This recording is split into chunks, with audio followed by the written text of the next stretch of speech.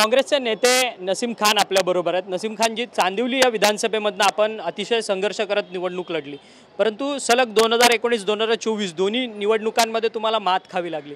एका निवडणुकीत तर तुम्ही अवघ्या 400-450 मतांनी पराभव झाला, आता मात्र तुमचा भरघोस मतांनी पराभव झाला। या कारण काय पराभवाची? थोडं कारण आम्ही पण शोधतोय। लोक आम्हाला प्रत्येक मतदारसंघाच्या प्रत्येक मोहल्ल्याच्या पॉकेटच्या लोक येऊन आम्हाला सांगतात की साहेब हे कसा झाला, कसा होऊ शकतो। आम्ही मतदान काँग्रेस पक्षाच्या सिम्बॉलवर दिलेला आहे, महायुतीला दिलाच नाही आहे, तर कसे तुम्ही पडू शकतायत, ते कसे निवडून येऊ शकतायत, एवढी भारी संख्यामध्ये मताचा ट्रान्सफर कसा होऊ शकतोय।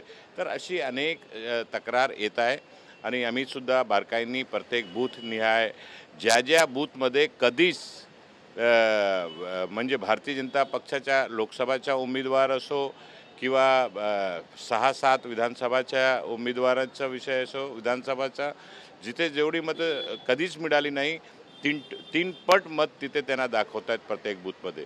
तर अनेक प्रकारची शंका निर्माण जरूर झालेली आहे। आम्ही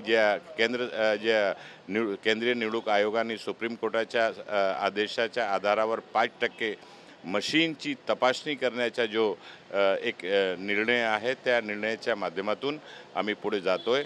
आम्ही असे 5% मशीन बूथ आमची निवड झालेली आहे, त्याच्या आम्ही आज निवेदन करणार आहोत आणि ते पैसे वगैरे जे आहे ते भरून आणि ते जे टेक्निकल लोक आहेत त्यांना उभा करून आणि त्या मशिनीची आम्ही शहानिशा करणार आहोत।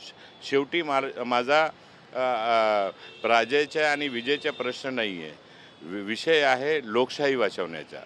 जर अशा प्रकारच्या निवडणुका होत असेल, असे निकाल येत मशिनाच्या आधारावर निकाल लोक स्वतःसाठी लावत असतील, तर देशाची लोकशाही कुठे राहिलेली आहे? आज हा प्रश्न निर्माण झालेला आहे। तर ह्याची शहानिशा झाली पाहिजे आणि जे काय कायद्याप्रमाणे कायद्यामध्ये तरतूद आहे त्या तरतुदीचा आम्ही हे उपयोग करून आणि हे शंका कुशंका निवारण। खरं तर तुमच्या इथे उद्धव ठाकरेंची देखील सभा झाली, सभेला मोठी प्रचंड गर्दी होती। बटेंगे तो कटेंगे, एक है तो सेफ है।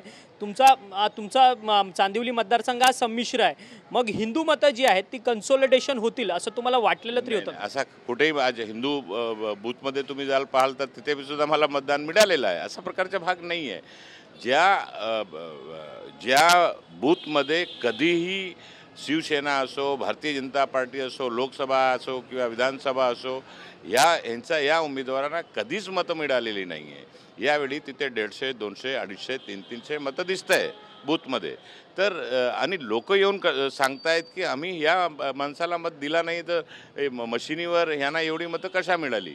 हा एक अनेक विषय आलेला आहे आणि फरक किती आहे? 20,000चा फरक आहे।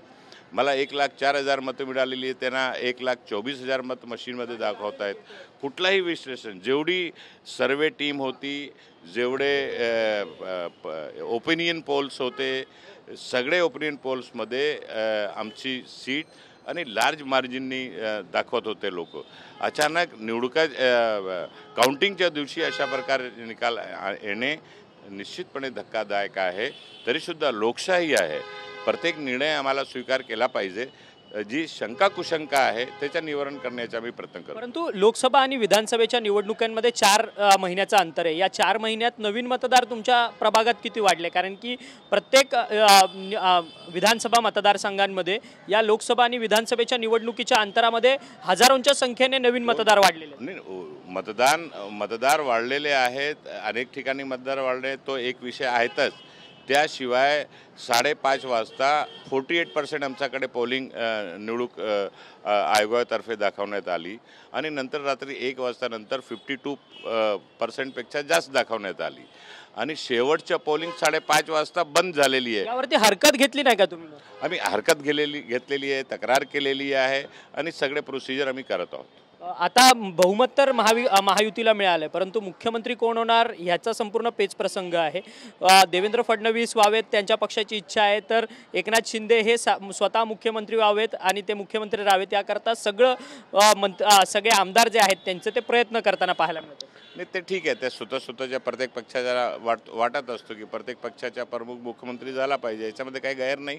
परंतु सरकार लवकर गठीत झाली पाहिजे, जेणेकरून राज्याची जे शेतकऱ्यांचा प्रश्न आहे, बेरोजगारीचा प्रश्न आहे, महागाईचा प्रश्न आहे, कायदा सुव्यवस्थेचा प्रश्न आहे, हे सगळे प्रश्न ताबडतोब सरकारने हाताळला पाहिजे. धन्यवाद, तुम्ही आमच्याशी बातचीत केली होते. नसीम खान ज्यांनी स्वतःच्या चांदिवलीमधल्या पराभवाच्या संदर्भात त्यांनी प्रश्नचिन्ह निर्माण केलेत की ज्या बूथवरती आम्हाला मतदान सर्वाधिक होतं त्या बूथमध्ये आम्हाला कमी मतदान झालेलं आहे, या सगळ्या संदर्भातची फेर चाचणी जी आहे, तपासणी जी आहे ती आमच्याकडनं केली जाते आणि EVM मशीनची देखील तपासणी व्हावी अशी मागणी आणि त्या संदर्भातलं पत्र जे आहे ते जिल्हाधिकाऱ्यांनी नसीम खान यांनी दिलेलं असल्याची माहिती जी आहे ते त्यांनी आपल्याशी बोलताना केलेली आहे. व्हिडिओ जर्नलिस्ट मोहन दुबेसह अक्षय मंकणी, TV9 मराठी, मुंबई.